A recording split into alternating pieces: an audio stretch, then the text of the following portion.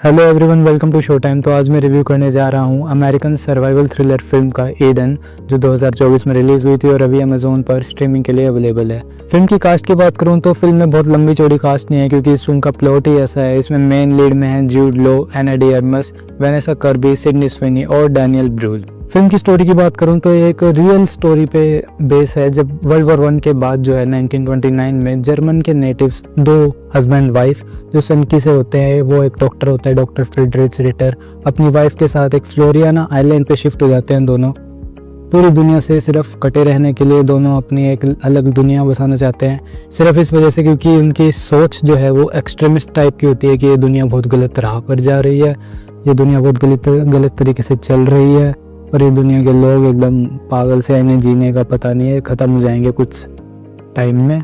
और वहाँ पे वो डॉक्टर अपनी एक बुक लिख रहा होता है फिलोसफी की, ताकि इंसान जो है कुछ सीख सके। और वो टाइम पे उस आइलैंड से जो है कुछ लेटर्स भी बाहर भेजता रहता है शिप्स के थ्रू, वहाँ से जो गुजरते हैं, और वो सच में न्यूज़पेपर्स में पब्लिश भी होते हैं, क्योंकि एक वो डॉक्टर जो था वो एक इंटेलिजेंट सा दिखा रखा होता है। और उसी से इंस्पायर होके एक और फैमिली उसी आइलैंड पे चली जाती है, एक हस्बैंड वाइफ और उनका एक यंग सा बेटा। और फिर वो डॉक्टर जो है उसे डराता भी है कि तुम यहाँ कैसे रहोगे, तुम्हें, फिर वो सनकी से वो किसी को पसंद नहीं करते, ज़्यादा ना पसंद करते, क्योंकि वो एक दुनिया से हटके ही रहने आए थे। और फिर वो चिढ़ जाते हैं कि ये क्यों आ रहे हैं आइलैंड पे। वो उसे एक चट्टान के वहाँ पे छोड़ आता है, फिर वो सोचता है कुछ दिनों में चले जाएंगे, लेकिन वो तीनों जो है हस्बैंड वाइफ और उनका बेटा वो वहाँ टिक जाते हैं। वहाँ अपनी सब्जियाँ भी उगा लेते हैं, शिकार भी करना सीख लेते हैं, पहरा भी इंतज़ाम कर लेते हैं, तो वो बड़े तेज़ होते हैं। और उन्हीं के पीछे फिर एक लड़की आती है अपने कुछ दोस्तों के साथ, जो वो एक महारानी टाइप की दिखा रखी होती है, हालांकि वो कुछ होते नहीं।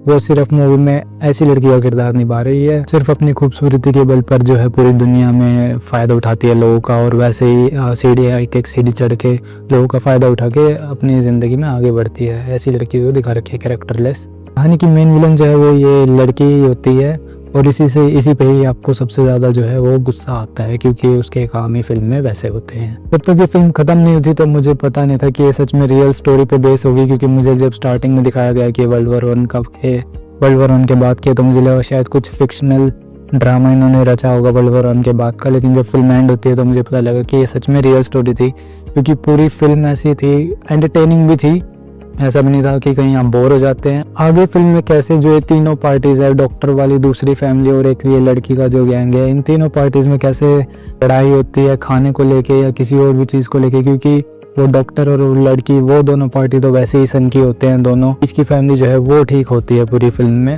आपको स्टार्टिंग से पता लग जाएगा, ये कोई स्पॉइलर नहीं है। फिल्म की खास बात यह है कि ये बिल्कुल अनफिल्टर्ड रॉ फिल्म है। जो प्रेजेंट किया गया है वो बिल्कुल असली लगता है, ऐसा लगता है सच में वो आइलैंड का प्रेजेंटेशन बिल्कुल अच्छा है। तब दूसरी फैमिली वहाँ पे रहने सहने के लिए अपना इंतज़ाम कर रही होती है, सब कुछ कंस्ट्रक्ट कर रही होती है, सब्जियाँ पानी के लिए जुगाड़ कर रही होती हैं, और जो है वो मच्छरों से कैसे इतने सारे मच्छरों के बीच सो रही होती है, वो बिल्कुल एकदम को यकीन हो जाता है कि आप एकदम वहीं हैं, आपको लगता है कि आप बिल्कुल उसी आइलैंड पे पहुंच चुके हैं जिस हिसाब से प्रेजेंट किया गया है।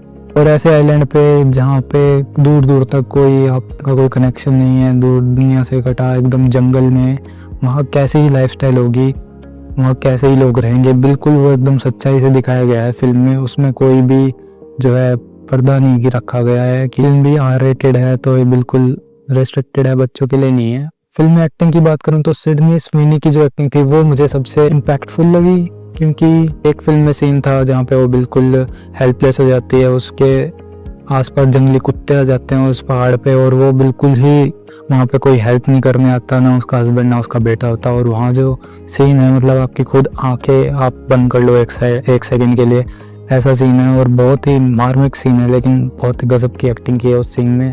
फिल्म में डिटेल में अगर आप देखें तो कुछ ऐसे भी शॉट्स है फिल्म में 3-4 बार, जब रैंडमली डायरेक्टर ने किसी जानवर को दूसरे जानवर का शिकार करते हुए दिखा दिया, और बाद में जब तीनों जो पार्टियां आइलैंड पे आपस में कैसे खाने के लिए लड़ती हैं और उनके बीच में क्या षड्यंत्र चलते हैं, तो मुझे 7 फिल्म की याद आ गई थी ब्रैड पिट की, जिसमें लास्ट में बोलते हैं world is a fine place and worth fighting for, तो वो वाली फीलिंग भी इस फिल्म में आ गई थी। कुल मिला के फिल्म जो है, प्रेजेंटेशन फिल्म का कमाल का है, परफॉर्मेंसेस सभी एक्टर्स की बहुत कमाल की है, सिनेमेटोग्राफी टॉप नॉच है। इंसिडेंट पे बेस्ड होने के बावजूद फिल्म कहीं भी बोरिंग नहीं है, कहीं स्लो मुझे नहीं लगी। मैं फिल्म को दूंगा 3 आउट ऑफ 5 स्टार्स। आपने फिल्म देखी है तो मुझे कमेंट सेक्शन में ज़रूर बताइए आपको ये फिल्म कैसी लगी, और तब तक के लिए देखते रहिए शो टाइम।